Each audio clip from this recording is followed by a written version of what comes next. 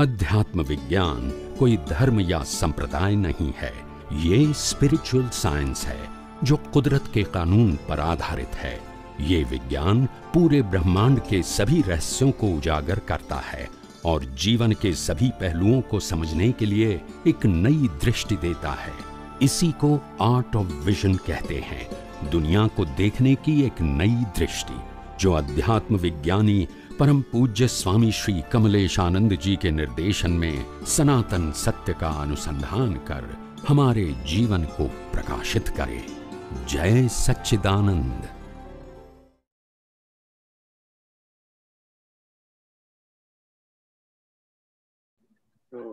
जय सच्चिदानंद स्वामी जी। हाँ, जय सच्चिदानंद, जय सच्चिदानंद। मैं एक एग्जांपल के थ्रू एक चीज समझना चाहता हूँ। यस। कि जैसे कि एक गुरु है और एक गुरु है और एक शिष्य है। तो शिष्य का इच्छा है कि उसे मोक्ष की प्राप्ति हो। तो अब वो शिष्य जाता है गुरु के पास कि मुझे मोक्ष की प्राप्ति चाहिए। हालांकि गुरु के पास भी सनातन सिद्धांत नहीं है और शिष्य के पास भी नहीं है। तो गुरु यही कहते हैं कि अपने कर्तव्यों का निर्वाह करना ही मोक्ष प्राप्ति का मार्ग है। तो कर्तव्य का निर्वाह ये हुआ कि हमारे अर्जुन युद्ध कर रहे हैं, तो हम गुरु से पूछते हैं कि अर्जुन ने युद्ध किया और वो मोक्ष चले गए, कि अर्जुन का युद्ध करना उनका कर्तव्य था धर्म के प्रति, और उनका अपना रक्षा करना, अपने फैमिली का रक्षा करना, इसलिए उनका कर्तव्य बनता था युद्ध करना, इसलिए वो मोक्ष गए। तो मान लीजिए अगर हमारे जीवन के एग्जाम्पल में हमारा इंटेंशन तो है मोक्ष की प्राप्ति का, लेकिन अगर ऐसे संजोग बनते हैं युद्ध करने के लिए भी एग्जाम्पल थ्रू, तो क्या युद्ध करने के बाद, हिंसा करने के बाद भी हमें मोक्ष मिलेगा?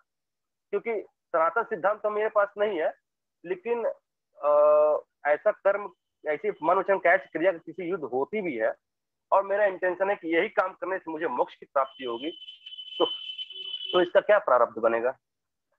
हाँ, सबसे पहली बात यह है कि मन वचन काया को चलाना वो हमारा कर्तव्य नहीं है।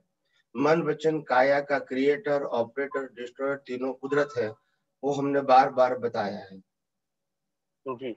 मगर ये बात रिलेटिव सत्य के अंदर हो सकती है। व्यवहार के लोग ऐसे बोलेंगे कि ये हमारा कर्तव्य है और इसीलिए उसको पालन करना चाहिए, मगर वास्तव में न मन वचन काया हम है, न मन वचन काया को हम चलाने वाले हैं, और ना ही हमारा कर्तव्य कोई मन वचन काया के साथ जुड़ा हुआ है।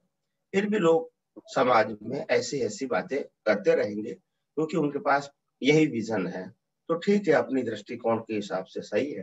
वास्तव में आध्यात्म के मार्ग में मन वचन काया और उनकी अवस्था की वैल्यू हमको जीरो समझना है, जीरो अनुभव करना है, और जीरो ही है क्योंकि वो न हमारा था, न हमारा है, और ना ही हमारे पास रहेगा।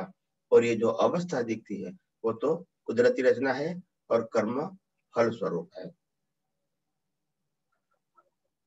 जी। आपको समझ में आया? मेरा प्रश्न ये था कि जी हाँ, मुझे तो समझ आ रहा है, लेकिन अब जैसे कि मान लीजिए कोई व्यक्ति कर रहा है, लेकिन वो तो मान रहा है कि इसको करने से ही हमारा मोक्ष होगा, क्योंकि उनके दृष्टि में तो अज्ञानता है, उनकी दृष्टि में तो यही अज्ञानता है कि अपने कर्तव्यों का निर्वाह करने से ही मोक्ष की प्राप्ति होगी। ओके। तो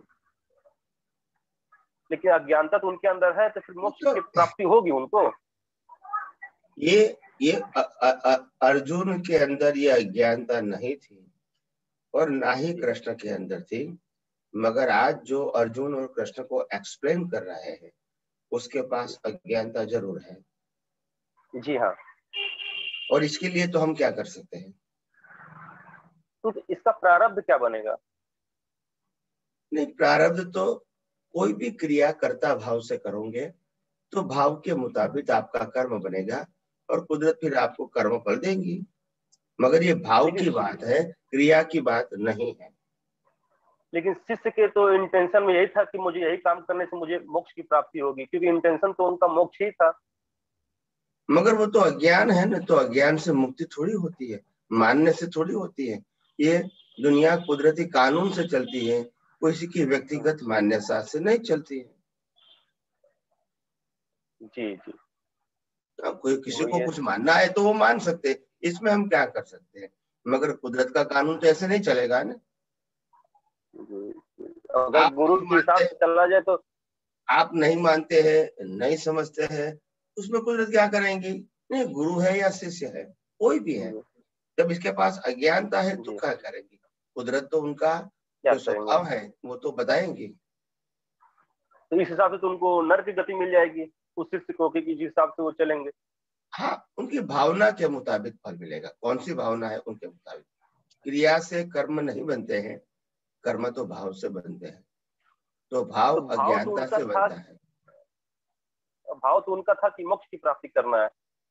नहीं नहीं नहीं नहीं नहीं, भाव मोक्ष की प्राप्ति करना वो बराबर है, मगर ऐसा कहेंगे कि मेरी क्रिया करना ही मेरा कर्तव्य है और वही मेरा भाव है, तो ये भाव से तो मुक्ति नहीं है।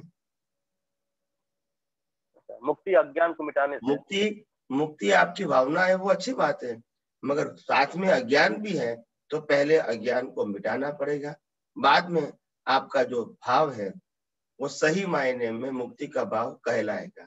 लोग कहते हैं खाना पीना मस्त रहना और वही मेरी मुक्ति का मार्ग है, तो क्या करोगे? जी जी, यही पॉइंट हमको पकड़ना था। तो यही लोग मानेंगे तो करेंगे क्या? तो मानने का सबको अधिकार है।